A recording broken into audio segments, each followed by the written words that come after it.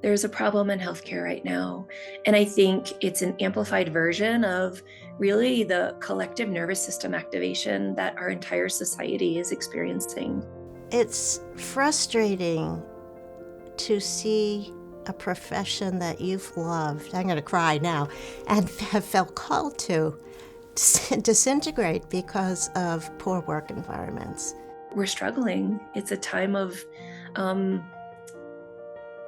I always say, like, protracted despair in many ways. We all want the same thing, which is health and well-being.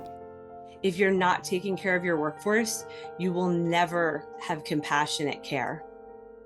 Well before the COVID-19 pandemic, close to 40%, even sometimes more, of healthcare workers were reporting symptoms of burnout, meaning emotional exhaustion, depersonalization, treating patients like objects, and feeling ineffective in their work.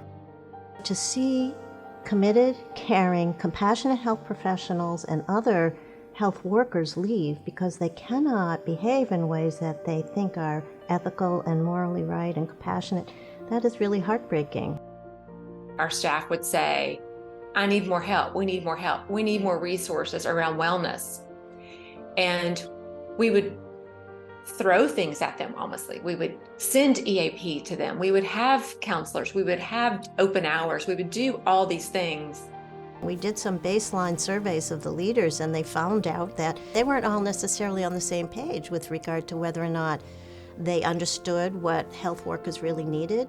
So that provided a rich, fertile soil for discussion and reflection amongst the teams, a chance to step back and say to each other, what is it that we're trying to do? What are our values? Are we living our values? And if not, what do we need to do to change? We didn't fully understand what our team was asking for. We didn't understand the resources we had weren't meeting those needs. EAP, HR offering access to mental and behavioral health care, it's essential.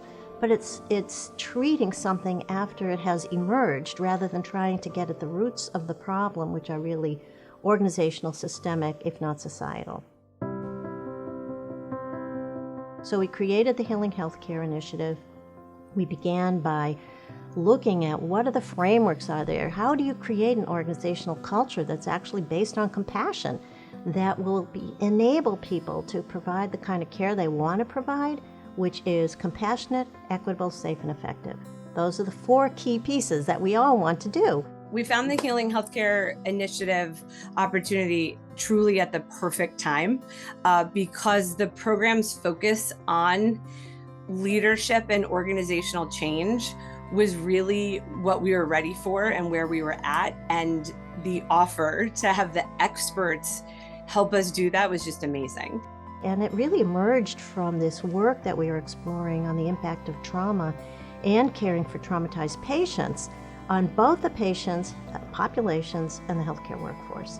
It was like, it's not just Elmhurst, or it's not just me. I'm not alone in coming up against whatever this obstacle is.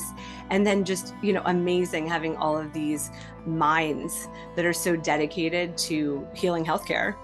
It's very comprehensive.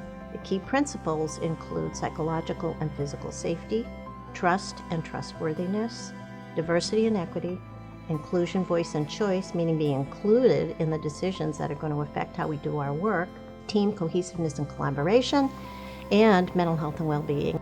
The opportunity this initiative has given us to just be connected to one another and reflect and process and distill the learnings from where we've been in order to inform where we know we need to go has been a gift to our entire organization. HHI is definitely a change agent for the good, for the positive, because it starts with leadership. This is where we're starting. Culture and change comes from the leaders. Your teams will follow. And this really is giving us the tools, as well as a community of other organizations to work with, to learn from. It is a senior leadership education and support program, and its goals are really to help senior leaders conceptualize and operationalize changes to their processes, their operations, how they allocate resources, how they plan strategy, based on the key principles, because those are the full holistic view of what's needed to support compassionate healthcare culture. Changes from HHI are absolutely measurable. I mean, one of the things that we are working on is a compassion dashboard. So we're going to put all of these metrics in one place that look at the health and wellness of an organization.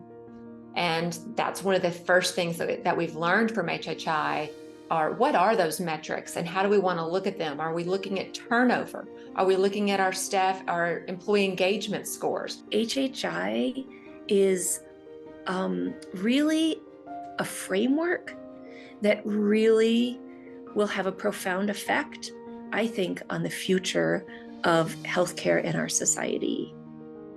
I would like to, above all else, extend my absolute gratitude to the Schwartz Center for developing the HHI initiative, for selecting Elmhurst to participate, to partnering with us, to being with us on this journey.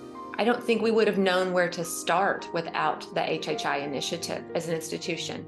We knew we needed to address the wellness and the health of our workforce and our institution, but knowing where to start, knowing what that even looks like, would have been a challenge for us. So this program gives us structure, and it gives us literally the roadmap to get there.